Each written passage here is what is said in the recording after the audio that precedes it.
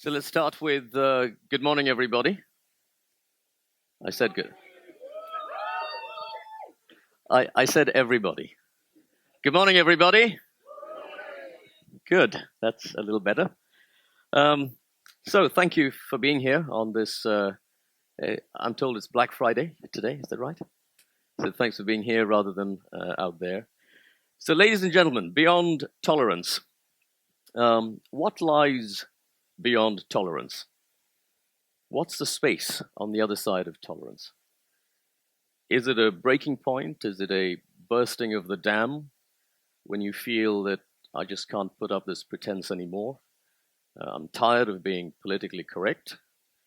I'm tired of having to pretend that I don't have any concerns or any fears in case I get branded a racist or a xenophobe or any of the other phobics. Can I not just curl up in my post-truth blanket and enjoy my expertophobia? Is that a word? Fear of experts. So is that what lies beyond tolerance? Or is it the space, one of mutual understanding, one of appreciation where someone's coming from? Or as my friend Belinda would say, empathy. Is it a suspension of judgment? Or is it a proactive seeking of diversity? I don't know about you, but I certainly feel that the forces of polarization are tearing at our social fabric right now. And sure, some of the sources of stress are very real.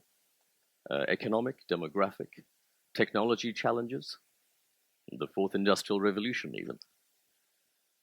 But some of the others are man-made. And unfortunately, I think we are gullible suckers for it.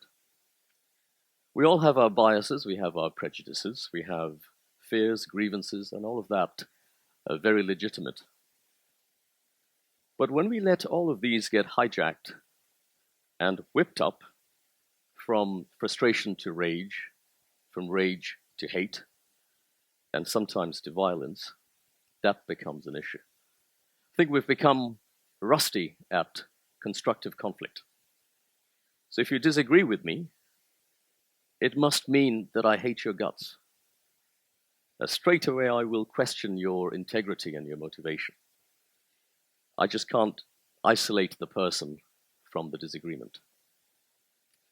I also can't separate or compartmentalize the issues of disagreement. So if you disagree with me on this topic, I just have to disagree with you on the next topic, just to retaliate, because it works as tit for tat. President-elect Trump, how long did it take to get to Trump? For any conversation nowadays to get to Trump, it's about 30 seconds or so. I think I lasted about a minute. In fact, somebody has offered, Peter, is it you, offered to pay £1 for every mention of Trump today? I see. So whoever mentions the word Trump pays £10 to a charity today. So I'll pay my £10 with this one. President-elect Trump.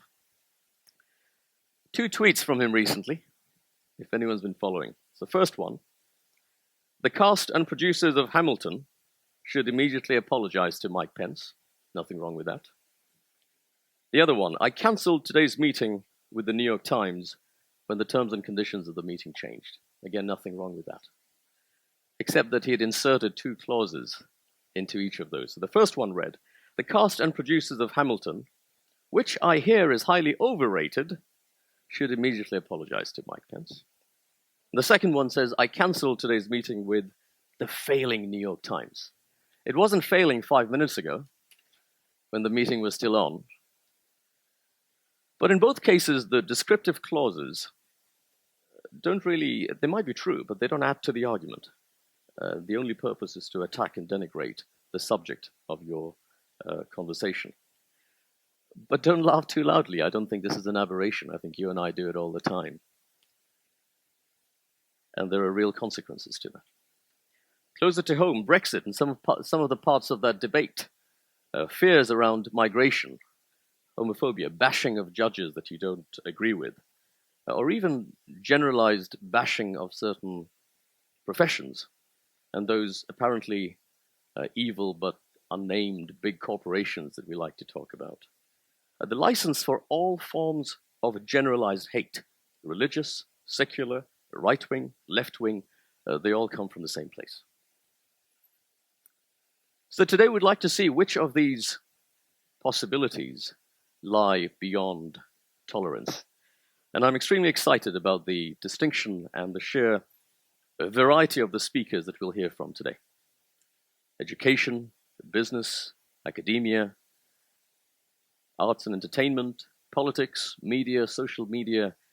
We really need to bring in as many perspectives to bear as we can. And what outcome are we looking for? Well, I'd like to know a couple of things. Can we stop ourselves as individuals from succumbing to some of the emotional triggers of polarization? And can we as a community become more resilient to exploitative polarization? So the next time someone comes to me and says, with the language of us and them, we can say, no, we're cool. We have problems, but we're dealing with it constructively. Or the next time someone says to me, you're excluded, you don't belong here, I can point to areas where I have been proactively included and say, what are you talking about? Or the next time we read a headline in the media or social media that's deliberately designed to get my goat, hopefully I won't give them my custom. Is it all a bit too idealistic? Possible, but obviously I don't think so. Smoking was cool in my dad's generation. It's not so cool anymore now. I think our attitudes to climate change, the LGBT community has changed dramatically between the last generation and this one. And we will hear today there are real inspiring stories of real positive change taking place all over. So I'm optimistic. What lies beyond tolerance? Well, I hope it's constructive conflict. It's proactive diversity. So let the counterinsurgency begin. Thank you.